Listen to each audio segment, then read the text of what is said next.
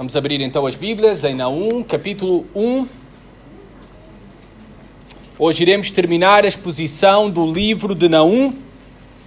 É um pequeno livro e, na verdade, ele é possível ser pregado, é possível pregá-lo em apenas um sermão.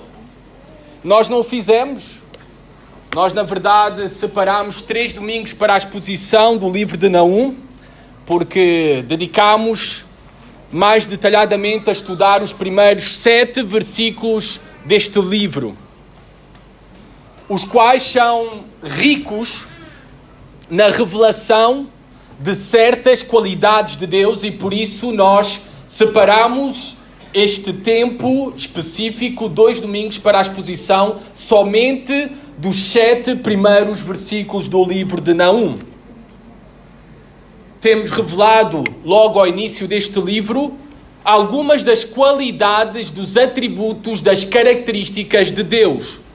A sua justiça, a sua ira, a sua paciência, a sua misericórdia, a sua onipotência, a sua bondade, a sua severidade. Apenas alguns dos atributos de Deus, mas ricamente mencionados aqui nos 7 primeiros versículos do livro. Todos eles, o livro convida-nos a abraçar, a conhecer a Deus em todos os seus atributos, em perfeita harmonia.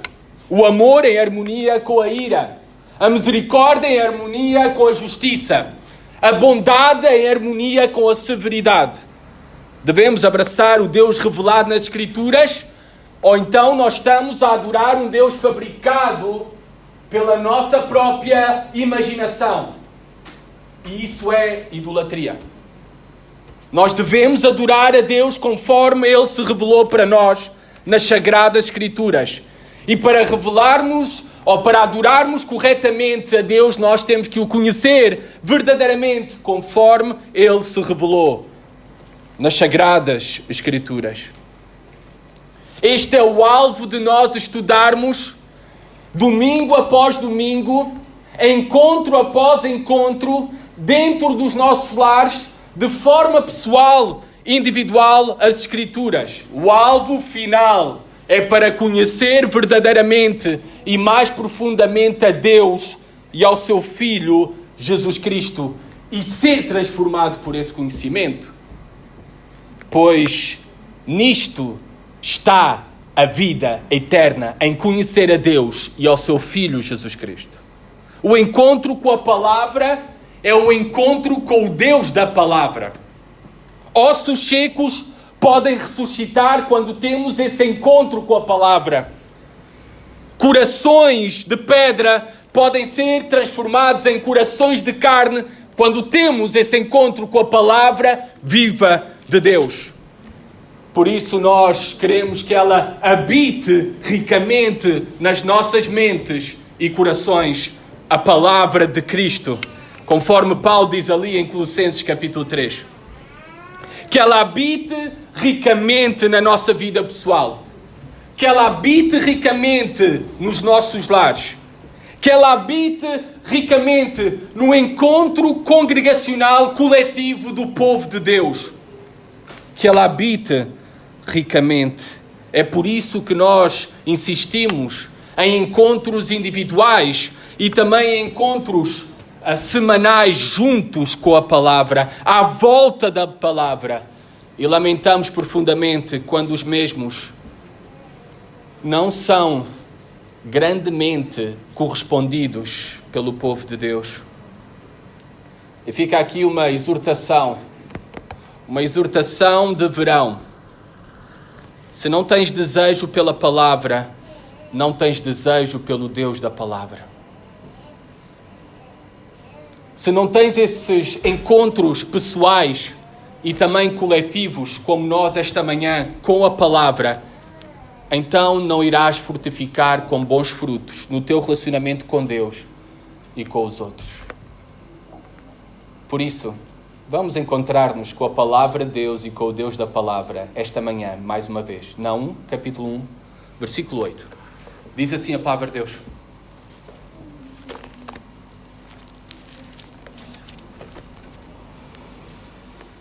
mas com inundação transbordante acabará de uma vez com o lugar desta cidade. Com trevas perseguirá o Senhor os seus inimigos. Para quem não esteve aqui nos últimos domingos, Naum é um livro cheio de mensagens em forma poética de juízo sobre a Assíria, os inimigos do povo de Deus e, por extensão, os inimigos de Deus. É um livro de juízo, mas não só. É um livro no qual Deus anuncia boas novas. Deus anuncia boas novas.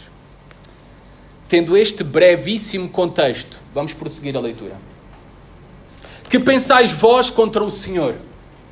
Ele mesmo vos consumirá de todo. Não se levantar por duas vezes a angústia. Porque ainda que eles se entrelaçam como os espinhos e se saturam de vinho como bêbados, serão inteiramente consumidos como palha seca. De ti, Nínive, saiu um que maquina o mal contra o Senhor, um conselheiro vil. Assim diz o Senhor: por mais seguros que estejam, e por mais numerosos que sejam, ainda assim serão exterminados e passarão. Eu te afligi, mas não te afligirei mais. Mas de sobre ti, Judá, quebrarei o jugo deles e romperei os teus laços. Porém, contra ti, a Síria, o Senhor deu ordem que não haja posteridade que leve o teu nome. Da casa dos teus deuses exterminarei as imagens de escultura e de fundição. Farei o teu sepulcro, porque és vil. Eis sobre os montes os pés do que anuncia boas novas, do que anuncia a paz. Celebra as tuas festas, ó Judá. Cumpre os teus votos, porque o homem vil já não passará por ti. Ele é inteiramente exterminado. Até aqui a palavra de Deus. Já iremos continuar a leitura no livro de Naum. Primeiramente vamos ver que horrível coisa é cair nas mãos do Deus vivo. Versículo 8 fala numa mensagem específica, clara, de juízo contra os assírios, cruéis, os inimigos do povo de Deus, e por isso, por extensão, os inimigos de Deus, que eles serão perseguidos e eles vão ser alcançados. A imagem poética que aqui aparece é que eles serão engolidos como uma avalanche, ou arrasados pelas forças das águas como um tsunami. Eles serão varridos da face da terra. É esta a mensagem poética que aparece aqui. Uma mensagem de advertência para todos os homens, para todas as nações. Não tentes, não zombes, não brinques com Deus. Ele é fogo e é fogo consumidor. Essa é a primeira mensagem de advertência. Versículo 9. Que pensais vós contra o Senhor? Por outras palavras, que planeiam, que maquinam contra o Senhor.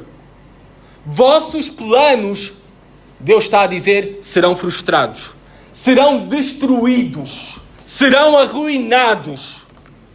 Ele, o Senhor, mesmo vos irá consumir, aniquilar, destruir.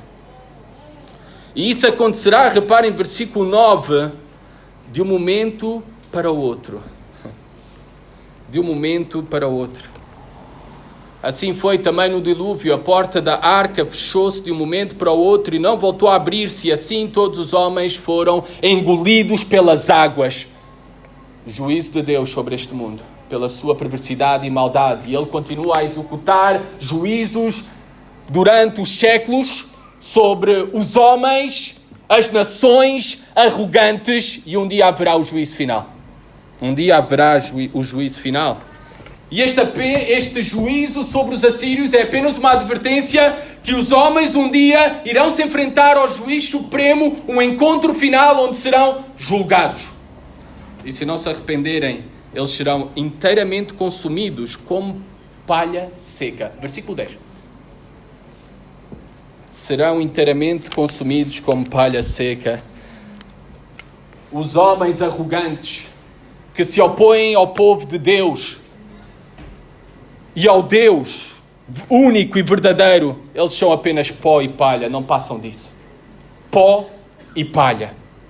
Por isso, para nós, isto é algo muito encorajador. Ainda que rodeado de muitas ameaças, ainda vivendo num mundo hostil contra Deus e contra a palavra de Deus e contra os seguidores do seu Filho, Jesus Cristo, Ainda assim, nós não tememos quem só pode destruir o corpo. Nós tememos aquele que pode destruir tanto o corpo como a alma.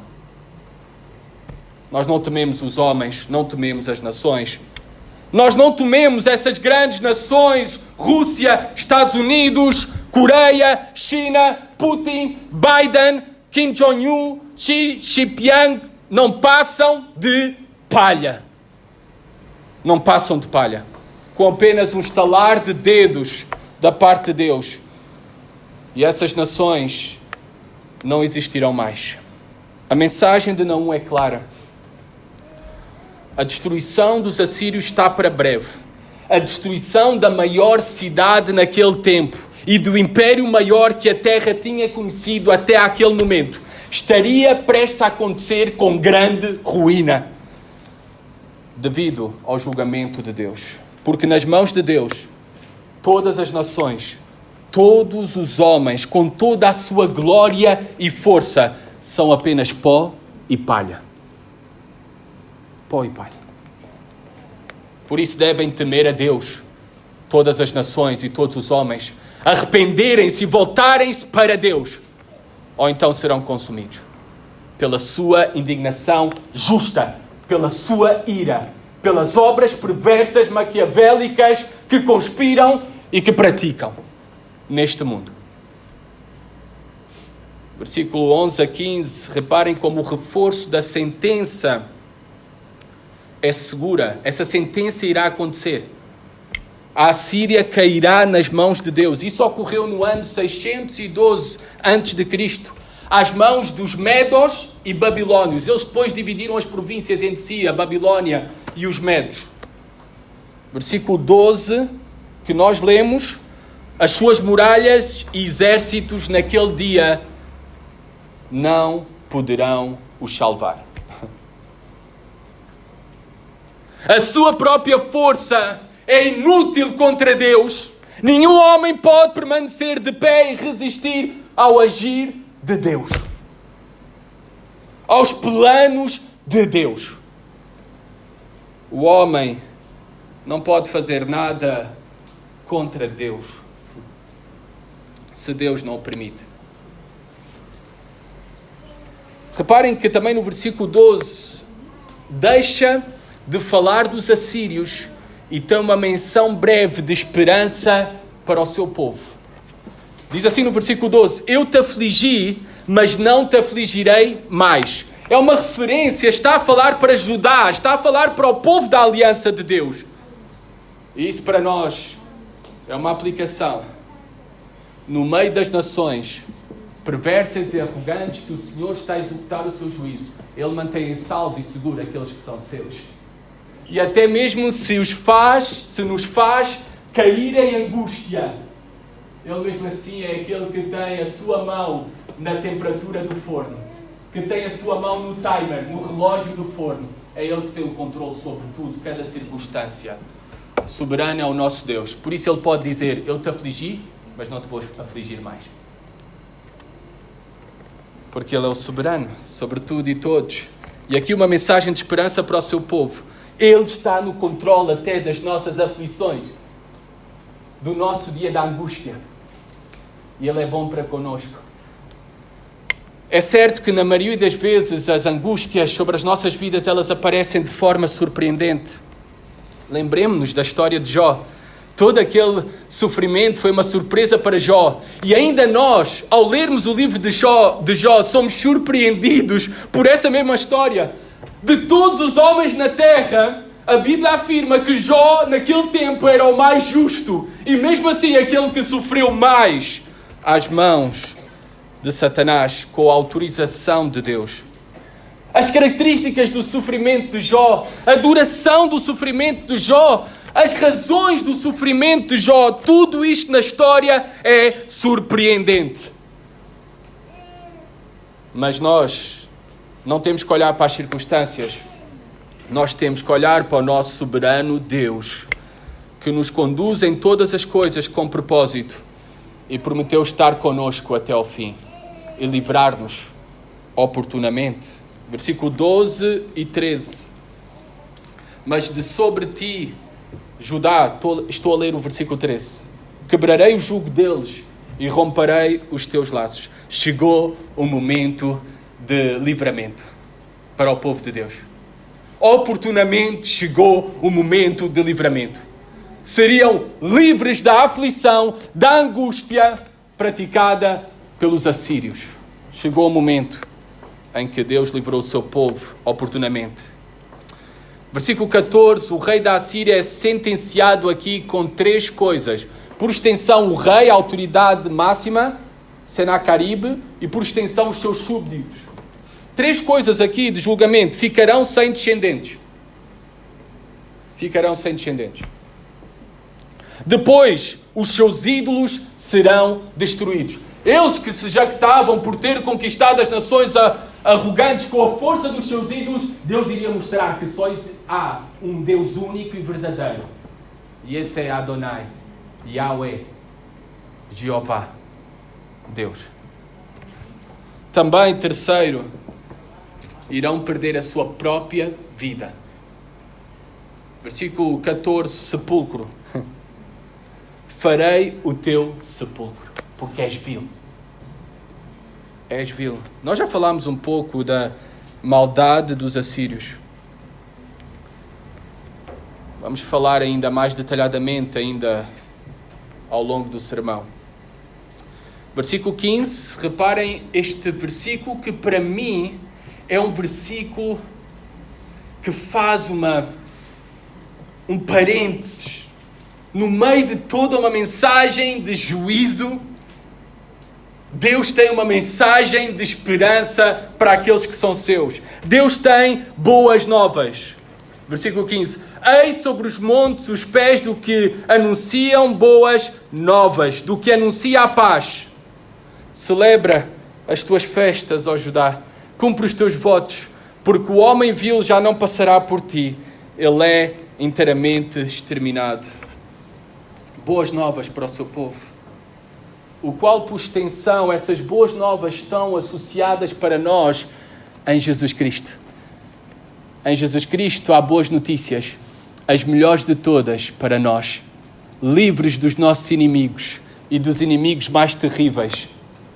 A carne, o pecado, o diabo e a morte. E por meio de Jesus Cristo, nos é anunciado boas novas. Boas novas de paz. Boas novas de paz. Esta paz é a reconciliação com Deus.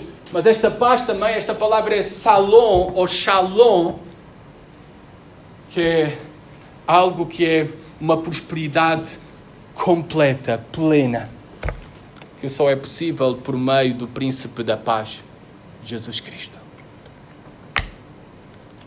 Capítulo 2, vamos continuar. Reparem aqui relatado detalhadamente o momento da tomada da cidade de Nínive. Vamos ler a palavra de Deus. O destruidor sobe contra ti, ó Nínive, guarda a fortaleza, vigia o caminho, fortalece os lombos, reúne todas as tuas forças, porque o Senhor restaura a glória de Jacó como a glória de Israel, porque saqueadores os saquearam e destruíram os seus sarmentos, os escudos dos seus heróis são vermelhos, os homens valentes vestem escarlata, cintila o aço dos carros no dia do seu aparelhamento e vibram as lanças. Os carros passam furiosamente pelas ruas e se cruzam velozes pelas praças, parecem tochas, correm como relâmpago. Os nobres são chamados, mas tropeçam em seu caminho, apressam-se para chegar ao muro e já encontram o testudo inimigo armado. As comportas do rio se abrem e o palácio é destruído. Está decretado. A cidade rainha está despida e levada em cativeiro. As suas servas gemem como pombas e batem no peito. Lembram-se, é tudo linguagem poética. Nínive, desde que existe, tem sido como um açude de águas, mas agora fogem. Parai, parai! Clama-se, mas ninguém se volta. Estão todos a fugir da cidade. Saqueai a prata, saqueai o ouro, porque não se acabam os tesouros. Há abastância de todo o objeto desejável. Ah, vacuidade, desolação, ruína. o coração se derrete, os joelhos tremem, em todos os lombos há angústia e o rosto de todos empalidece. Onde está agora o covil dos leões e o lugar do pasto dos leõezinhos? Onde passeavam um leão, a leoa e o filhote do leão, sem que ninguém os espantasse? O leão arrebatava o bastante para os seus filhotes, estrangulava a presa para as suas leoas e enchia de vítimas as suas cavernas e os seus covis de rapina. Eis que eu estou contra ti, diz o Senhor dos Exércitos. Queimarei na fumaça os teus carros, a espada devorará os teus leõezinhos, arrancarei da terra a tua presa e já não se ouvirá a voz dos teus embaixadores. Um relato detalhado da tomada de Nínive. Fala aqui de um destruidor. Bem, pode ser uma referência ao próprio Deus ou pode ser uma referência aos medos e babilónicos. Um novo império iria surgir, o qual iria colocar fim ao império assírio. Versículo 3 até dá a descrição do equipamento do exército invasor. O Senhor conhece todas as coisas. E o Senhor é aquele que verdadeiramente está a escrever a história. Por isso Ele pode nos relatar a história antecipadamente a acontecer. Fala aqui até que tinham roupas escarlates. Eram usadas com o objetivo de esconder as manchas de sangue, para dar a aparência que era um exército invencível, que estava a tomar a cidade de Nínive. Versículo 4, vemos aqui muita agitação. Os carros passam furiosamente pelas ruas e se cruzam velozes pelas praças, parecem tochas, correm como relâmpagos. Há aqui uma agitação, a invasão é iminente, é rápida, a preparação para a batalha também dentro da cidade foi uma autêntica confusão. Foram apanhados de surpresa, porque eles pensavam que as suas muralhas eram impenetráveis. Versículo 5, reparem como estão os homens mais treinados do povo, os soldados mais valentes, os poderosos, os nobres, como é traduzido nas nossas versões. Os nobres são chamados, mas tropeçam em seu caminho. Apressam-se para chegar ao muro e já encontram o testudo inimigo armado. Então, mesmo estes homens mais treinados já eram imponentes para defender a cidade. Não tinham capacidade e não teriam capacidade de resposta para defender a cidade. Quando chegavam para defender a cidade, já estava ali o testudo inimigo armado. Alguns historiadores descrevem como uma possível caixa reforçada para os soldados atacantes se aproximarem das muralhas da cidade. Era uma cidade com... As suas muralhas tinham perto de 30 metros, cerca de 30 metros, ou seja, era equivalente a um prédio de 10 andares, um fosso com 50 metros de largura e 20 metros de profundidade. Mas naquele dia, essa cidade que se achava invencível, impenetrável, iria sucumbir. Porque Deus o decretou assim. Versículo 6. As comportas dos rios se abrem e o palácio é destruído. Situada junto... Como é que esta cidade foi tomada? Aquela que era considerada impenetrável pelas características que eu mencionei. Ela estava situada junto a 3 rios. O Tigre e outros 2 rios menores. A cidade tinha comportas para proteção natural contra os estragos das cheias, para proteger a cidade. Mas com a abertura dessas comportas, a água destruiu por completo aquelas muralhas, bem como o centro da cidade, o palácio. E se destruiu o centro, destruiu toda a cidade. Ela foi arrasada até ao chão.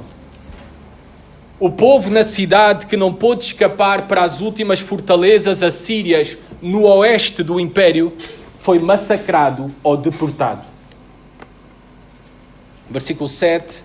Reparem que a deusa da cidade foi tomada, as sacerdotisas lamentariam, aquela em quem confiavam foi inútil. É vão confiar em ídolos. A única confiança segura é o nosso Deus. É o único Deus vivo e verdadeiro. Versículo 8. Reparem que o povo está a gritar: parai, parai, clama-se, mas ninguém se volta. Nínive era uma grande e próspera capital, a mais próspera daquele tempo, onde todos queriam afluir. Mas naquele dia iria ser um lugar de onde todos queriam sair. Versículo 9: toda a sua riqueza e aquilo que haviam tomado de Israel e as outras nações seria saqueado, todos os seus tesouros. Perderiam tudo de um dia para o outro. Assim é o fim daqueles que confiam nas riquezas, que põem a sua confiança nas coisas materiais. De um dia para o outro, tudo irá sucumbir. Resultará em vão todos esses ídolos. A própria força, o material. O único refúgio, fortaleza segura é o Senhor. É Jesus Cristo, a rocha. Versículo 10.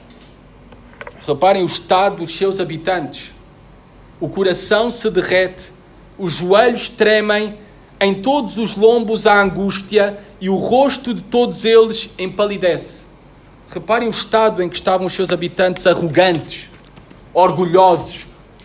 Agora estariam possuídos de medo, pálidos, angustiados e abatidos.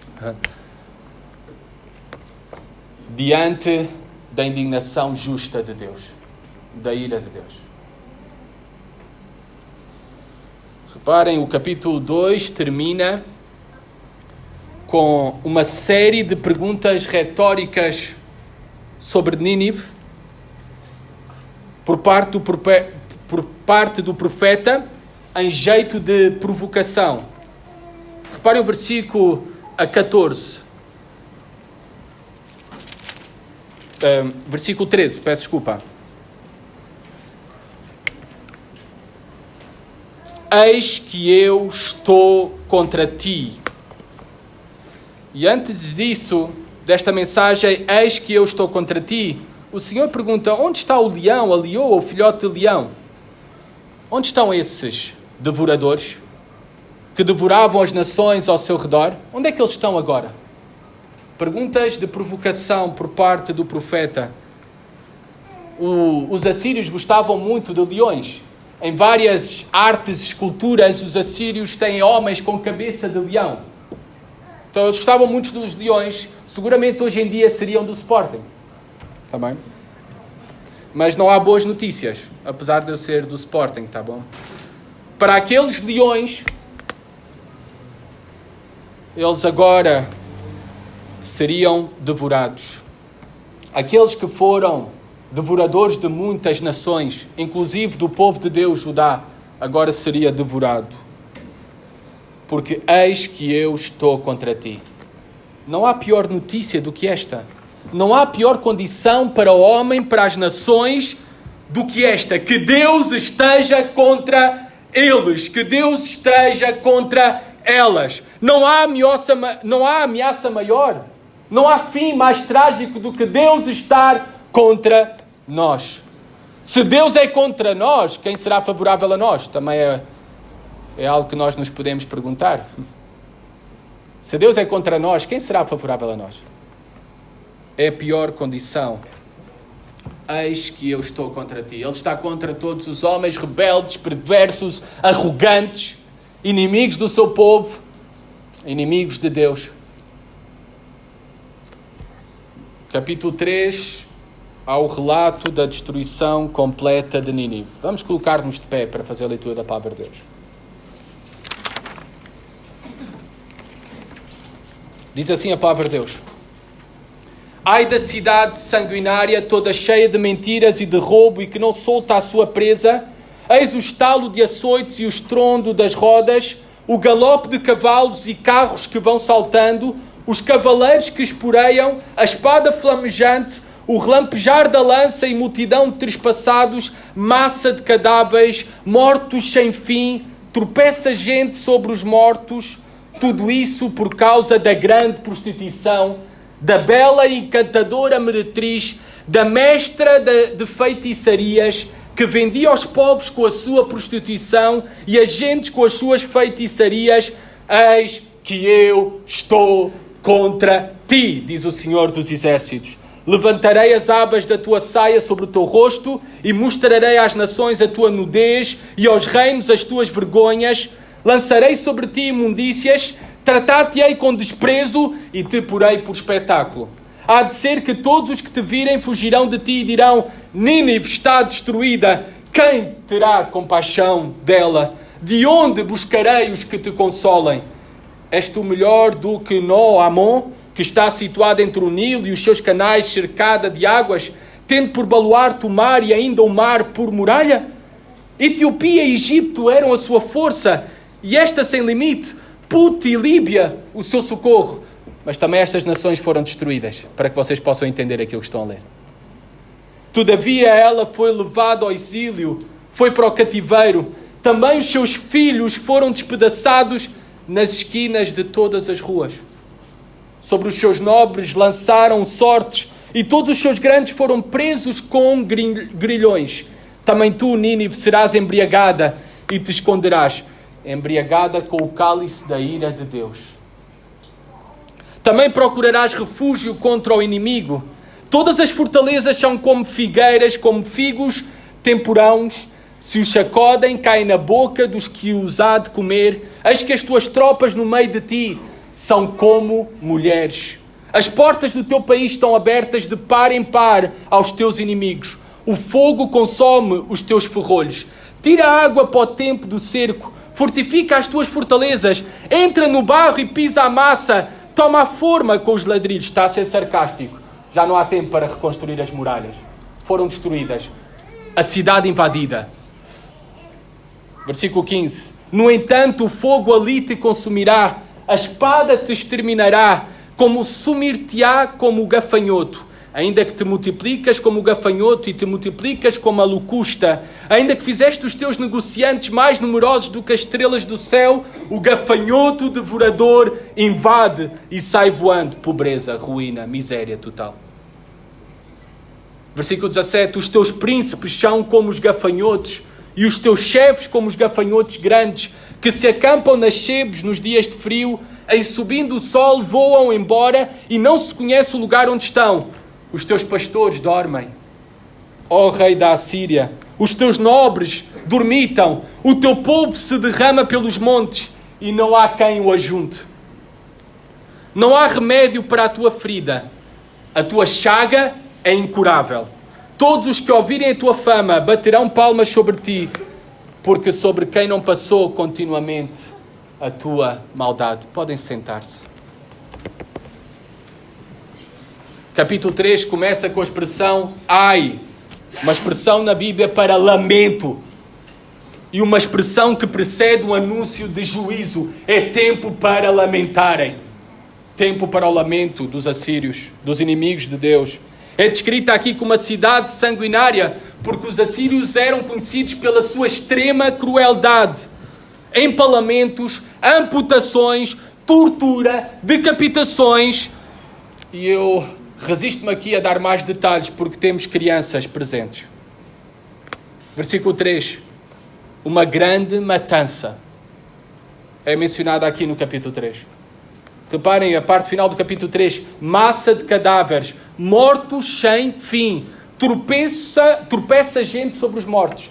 Uma grande matança naquele dia. Os arqueólogos acharam muitos esqueletos não enterrados naquele sítio. No sítio de Nínive. Muitos esqueletos que nem foram enterrados. Versículos 5 e 6. Os ninivitas seriam completamente humilhados. Completamente humilhados. Esta é a recompensa do orgulho. Este é o fim do orgulhoso, do arrogante. Completamente humilhado. Este é o fim. Ruína, destruição completa. Versículo 7. Eles terminariam sozinhos. Ninguém foi em seu socorro. Ninguém lamentou aquilo que estava a acontecer à Síria. Claro que não. Tudo aquilo que eles fizeram às demais nações à volta, quem iria lamentar? Iriam era celebrar. Este é o fim daqueles que são orgulhosos, daqueles que são maldosos, terminarão sozinhos. Terminarão sozinhos. versículo 8 a 11. Menciona uma série de nações. Nós vimos aqui Egito, Líbia e outras nações. O que o profeta está a dizer é que vocês, assírios, são nécios, foram nécios, tolos, não aprenderam com os maus exemplos dos outros, não se desviaram do mal, não se desviaram deste dia de ira, de indignação justa, de juízo, porque dominados pelo orgulho, mesmo assim praticaram as mesmas obras das demais nações em que vocês viram e testemunharam que elas não ficaram impunes. Vocês pensavam que isso não iria acontecer também convosco?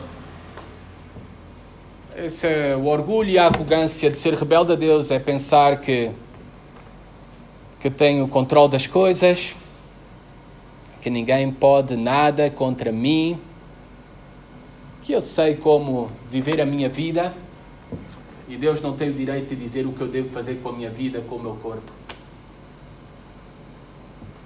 Bem, esse caminho de rebeldia, de arrogância, tem um fim. É o fim da Assíria. O fim também como as demais nações. Deixem-me dizer para vocês que as nações hoje em dia seguem o mesmo caminho da Assíria. Conhecem esta mesma história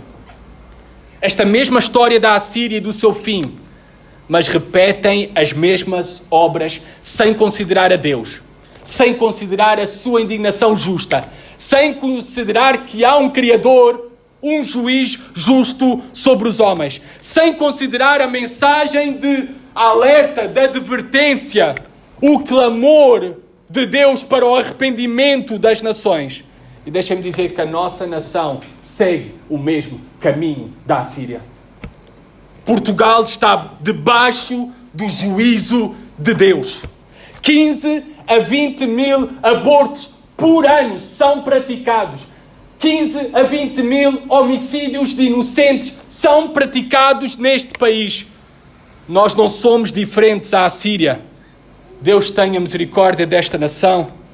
Esta nação precisa de arrepender-se.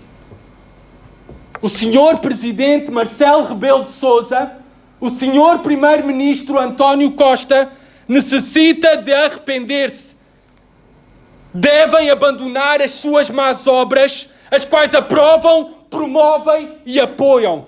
Devem arrepender-se ou toda esta nação irá perecer diante do juízo de Deus. É essa a mensagem do livro de Naum, também para esta nação, Portugal, e os seus reis, governantes. Para nós, povo de Deus, se tu apoias, se tu promoves, se tu votas em partidos que apoiam matança de 15 a 20 mil bebés inocentes por ano, tu és cúmplice das suas más obras e serás julgado por isso. Ouve bem, tu serás julgado por isso. Eu não estou a falar aqui que tu irás perder a tua salvação, mas sim que experimentarás o julgamento de Deus, que deve começar pela casa de Deus, a igreja. E esse julgamento pode ser a perda de alegria, a perda de bênçãos, mas até pode ser a perda da própria vida, como aconteceu com Ananias e Safira. Versículo 12 e 13. As grandes muralhas virarão ruínas, os seus soldados iriam comportar-se como mulheres. Sabemos que geralmente, não são todas, mas geralmente as mulheres são mais propensas ao medo.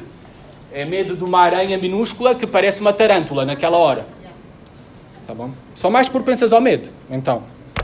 É por isso que está a usar esta linguagem. Mas às vezes há homens mais medrosos, tá bom? Mas isso não vamos falar sobre isso, tá bem? Porque não está aqui a falar dos homens. Continuamos. Versículo 18 e 19 para terminar. Fala aqui dos pastores que dormitam. É uma referência aos líderes assírios. Dormitam pode ser uma referência que eles estão inoperantes. Eles não te podem salvar, os teus líderes. Maldito o homem que confia no homem. Ou pode ser uma referência que já estão mortos, tá bom? Eu não sei, não tenho interpretação exata para este texto. Não há remédio para a tua ferida. A Assíria recebeu uma ferida mortal da qual não se iria recuperar. O seu fim ficou traçado. O seu fim estava traçado quando Naum escreveu: a alegria das nações pela destruição da Assíria será notória, porque diz aqui que ninguém lamentará. Os assírios não deixarão saudades a ninguém e, na verdade, cairiam no esquecimento. Alexandre o Grande passou pelas ruínas de Nínive e nem se deu conta que tinha passado por Nínive. Nem relatou. Tal era a destruição de Nínive, as suas ruínas. Terminamos o livro, a exposição do livro de Naum. Resumindo, a mensagem principal deste livro para nós. Primeiramente, Deus adverte, e por meio deste livro nós vemos, Deus adverte seriamente os arrogantes. Deus adverte seriamente os arrogantes. Provérbios 16, 18 diz, eu vou ler para vocês: a soberba precede a ruína e a altivez do espírito à queda. Eis que o Senhor está contra ti. Foi a mensagem para os homens rebeldes, perversos, arrogantes.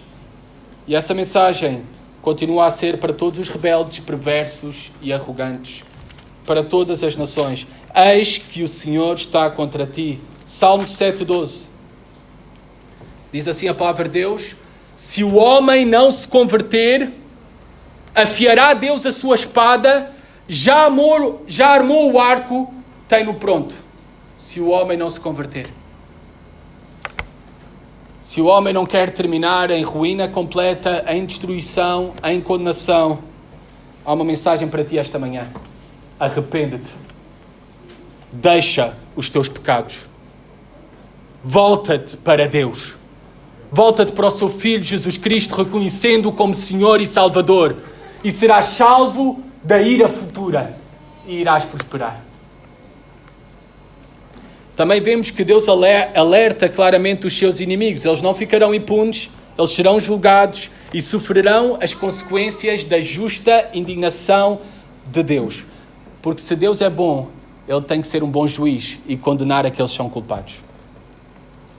Nínive e os ninivitas são apenas um exemplo prévio daquilo que sucederá no futuro a todas as nações, a todos os inimigos de Deus. A mensagem é a mesma: arrependam-se ou perecerão. Arrependam-se ou perecerão. Por último, este livro é o anúncio de boas novas. Um anúncio de boas novas para o seu povo. Os seus inimigos serão derrotados.